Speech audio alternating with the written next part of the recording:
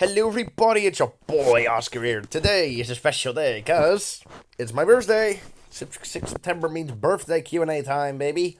So we got like 7 questions. I can't remember really all of them, but we're gonna do this a little bit in Discord as we go along.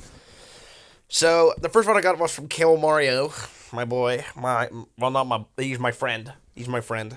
So he asked, "Who's your favorite Disfuture Camp character?" First of all, I don't know. I don't know the series, and I don't really know the names. But if I had to take a guess, probably is there someone named Mitch? I don't know. Leave it in the comments if there was a guy named Mitch. I really don't know who it is or what. But thank you ever so much for the question. As always, if y'all want to subscribe to the channel. We're aiming to reach 500 subscribers by the end of the year, so of course we have to try to get that, and it would be very appreciated if you subscribe and turn on the notification bell as well. The next one I got is from a familiar Mario Kart Tour YouTuber, Mike Bit Gaming, and he asked, "Who's your favorite character from the Mario franchise and why?" Well, I would say my favorite character is Mario. Why? I don't know. He's I kind of like he was my childhood. My first game I played was like Mario Kart Wii, and yeah, that's literally my childhood. And since then, I really like the Mario franchise, and my favorite character is Mario. I do like Bowser as well, but I don't. Yeah, in some games, I don't really like much in Mario Party games. What about Luigi? Screw Luigi. No, not screw Luigi. He's okay, but I just don't like him. Waluigi and Wario, not my favorite as well. But thank you ever so much for the big question. Um, then we got, and I got it myself. And then we got a question from one of my closest friends on Discord, someone not Naruto, who also supports my channel. Huge shout out to you. Huge shout out to you, my guy. And he asked, "What do you do on your birthday?" That's a good question, actually, because I don't really know what I'm gonna do. I'm gonna hold like a little party with my family, of course, and yeah, we're gonna have loads of fun. Um, Gonna have some food. Gonna eat my favorite food. I don't know what I'm gonna do today. Probably not much. It's probably gonna be a little bit of doing stuff and Faye and stuff. But thanks ever so much for the question, Naruto, and thanks for the question. Then I got a question from Lunita64, and he or she asked, "What is your favorite weapon type in Fae?" Also, happy birthday! Thank you so much for the birthday wishes, everybody. I really like it. Um, what's my very favorite weapon type? That's a good one, actually, because I have a lot. So I like the axes, I like the swords, and I like the lances. Probably. And that may sound odd, but I think I like the beast stones. Those things are my favorite weapon. Like, most of these things have distant counter in it, and I really like that kind of playing style. But I do not mind using a sword or an axe or a lance. Anything that's melee. I don't really like long range attacks. You do use Emblem Lid, but not as only in Ether Raids, not as much as Summer Duels has. But that was a good question. If y'all want me to make a Summer Duels S video run or something, it's like in this month, let me know, because I'll do it. I have a strong team, and you can see how much I fail, how much I suck in Summer Duels S. But if y'all want it, you know what? Screw it. I'm gonna make a video about that this month. If y'all want it, then we're gonna do that. We're gonna do that later this month. So look forward to a lot of fail in that video. Then I got a question from Felicia. I don't know how to pronounce your name. If I butchered your name, my mistake. Not my intention. And she asked, or he or she, "Do you like the one and only Marshall Matters?" If I have to be honest, I don't know who that is. It sounds like somebody who's famous. Not me, but. Who cares? But I don't know him. But I heard I don't really know him, and he doesn't sound familiar to me. But I think I like him kinda. I am gonna say I like him, just to not to piss people off. But thanks for the question. I'm sorry I don't know Marshall Matters, because well, I don't really follow the celebrity news quite much. But thank you ever so much for the question.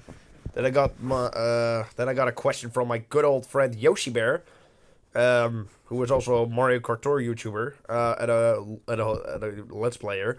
Subscribe to his channel as well. He really deserves like much subscribers. And he asked, "How's life?" Basic question. Life has been good, you know.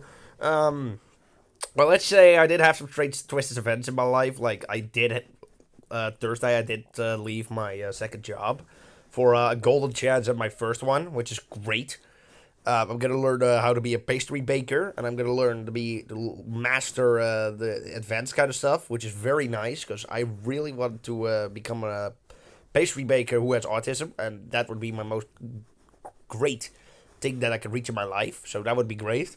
I'm also really busy with. I'm overall not much. I mean, next week I'm gonna start training again with my football squad.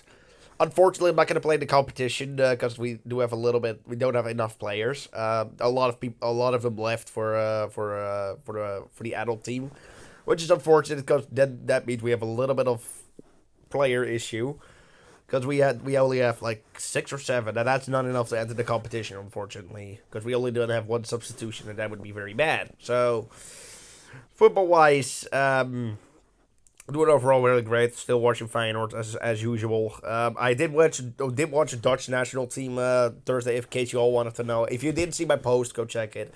And the reason why I'm always bashing the Dutch national team is because, well, let's just say I don't like their style of play, and I don't like most of the players. Like I don't like I do like Virgil van Dijk a little bit. I do like I mean, he is okay.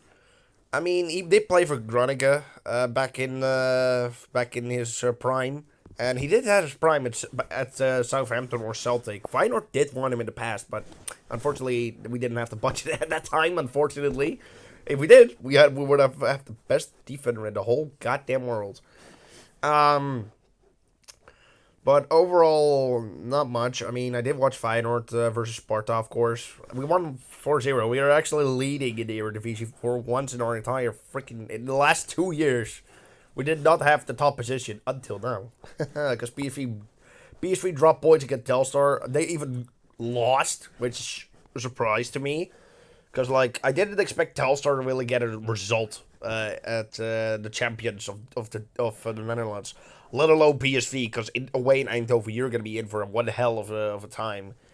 And I did not expect Telstar to get a shock win over them. Well, we had that last year with Go Ahead, but that was kind of predictable in the Cup. But Telstar in the competition, I did not see that coming. And PSV's next game is going to be against NEC Nijmegen, which they are struggling against always, because last year they bottled a 3-0 lead, and they got tied 3-3, raced points. And the year before that, they lost in Nijmegen with 3-1.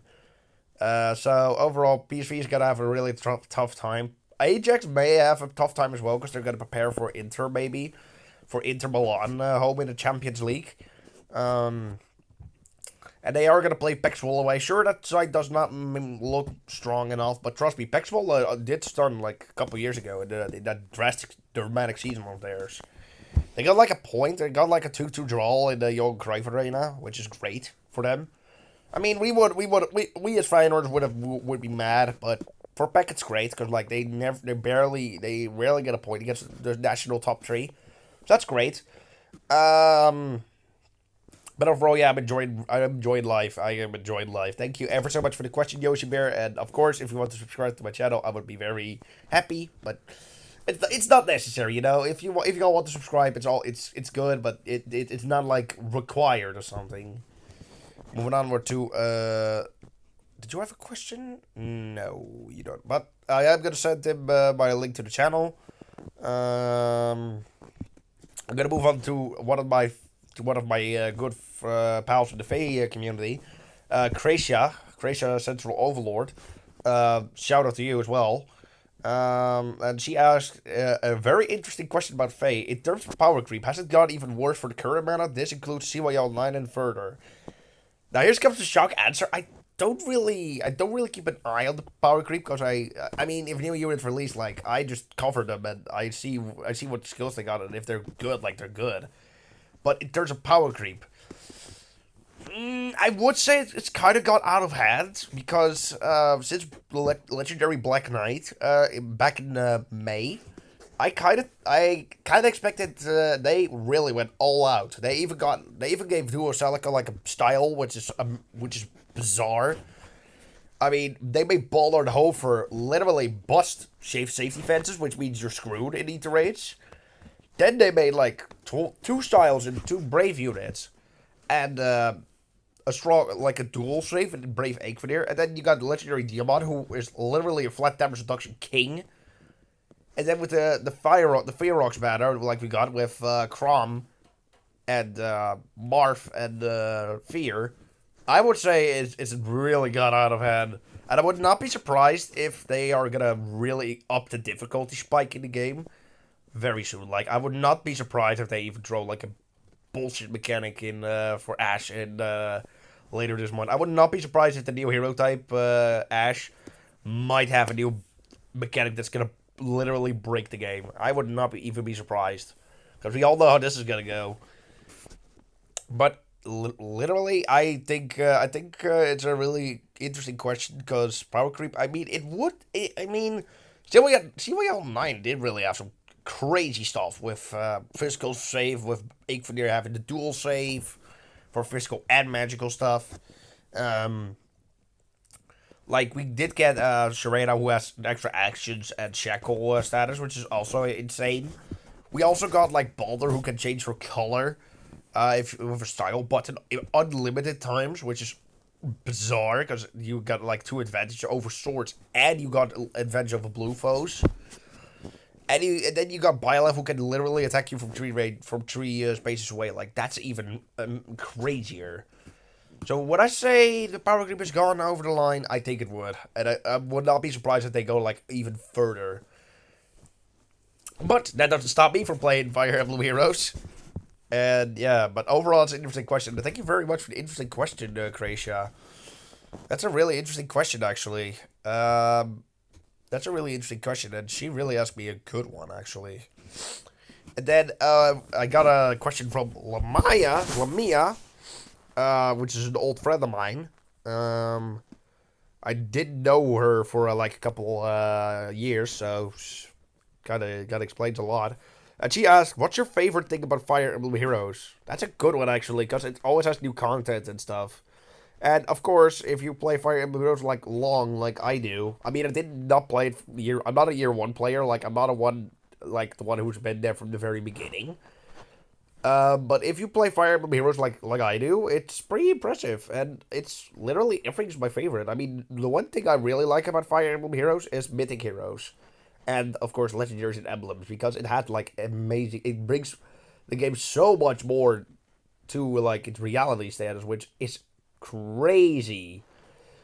Um, but overall, I would say my favorite thing about Fire Emblem Heroes is just it's the multicolor ownership with the other Fire Emblem games like Mystery, the Emblem, and all that sort of stuff, which is amazing. I really like that kind of stuff. So I would say that Fire Emblem Heroes literally has all it in all. And if anyone wants to try the game, I would really try it because it's really amazing. Of course, with the power creep now and then, I would not really do legendary battles if you're new, but who knows? You could really impress everybody. But thank you ever so much for the great question, Lamaya. And then I got a question from Memer. Well, not I didn't really ask a question, but I did talk with him about Manchester City. I did talk about the Champions League draw with him a couple days ago. And let's just say Manchester City did get like an easy draw. I mean, the only thing they got like was Real Madrid away at the Bernabeu.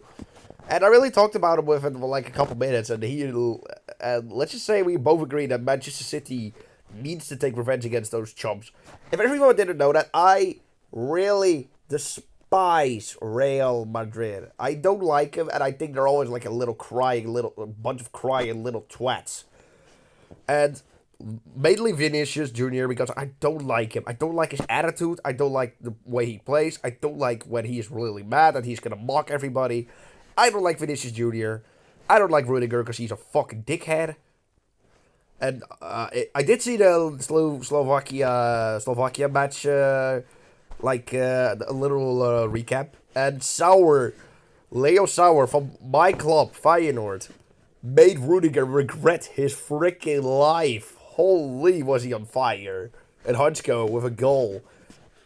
Former Feyenoorder who now plays for Atletico. I do support Atletico Madrid in Spain. In Spain, I support Atletico Madrid. I am a Dutch human, and I support Feyenoord. I do not. And if anyone has asked, do you support PSV Ajax? Hell no, I do not support them, and I do not like Sparta whatsoever. So that you all know. But in England, I do support both Manchester City, and I do support both Liverpool and Manchester City. If anyone wants to ask, do you support Man United? No, because I hate Emerim. And I don't like freaking Onana. I think he's just the worst goalkeeper, let's be honest. United is going to finish, like, dead last. Yeah, but that means he's going to get relegated. I don't care if Man United get relegated. That would be most funny. That would be funny. That would be funny. To see him together with Villa or something, because I do not like Emu Martinez as well. So if Villa and Man United get relegated, I would laugh my nuts off. But back to the Champions League draw of Man City. I was about to say Man City. Dang. I would say they got like an easy draw. I mean, they got a doable draw. I mean, the only tough opponents they got is Dortmund and Real Madrid. But like other than that, they got some decent opponents, and they can really make the top 8 this year. I mean, last year they got a little bit unlucky, unlike the game against my club Feyenoord, because that was literally a special moment for me and him.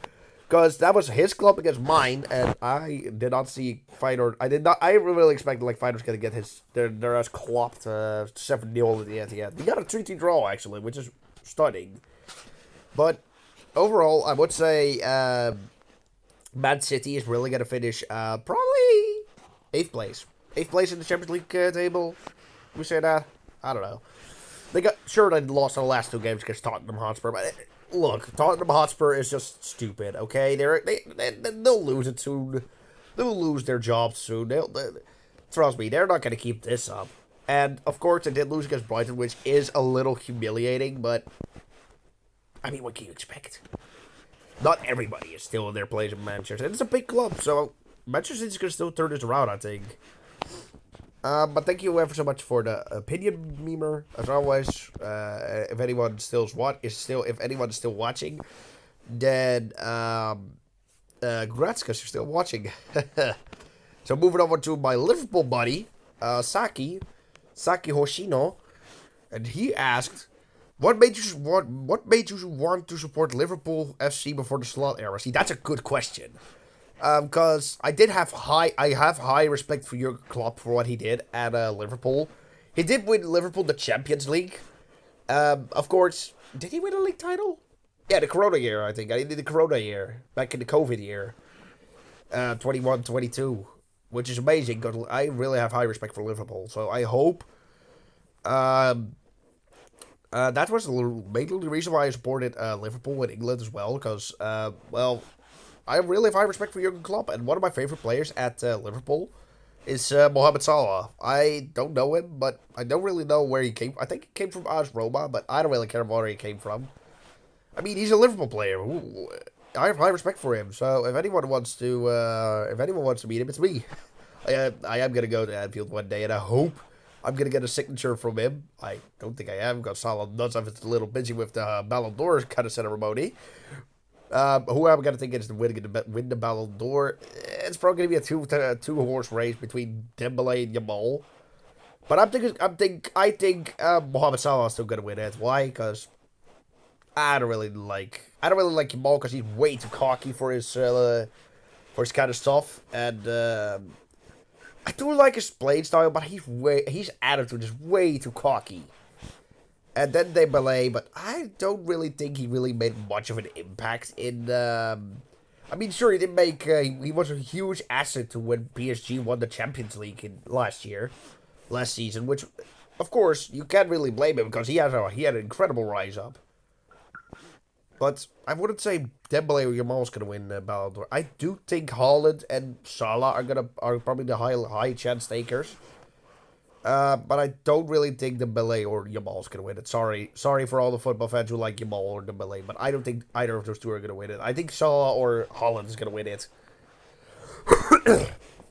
But thank you for the very good question. And if you all want to know my opinion on the Slot era in Liverpool, of course, Slot started his career back in '80s at AZ Alkmaar. He was a pretty good coach, and then he went to Feyenoord, which he did amazing. He got us to the Conference League final, of course. Unfortunately, we lost against Roma, but whatever. It's the Conference League. We can miss one. We'll win it one day. He then took us to a championship.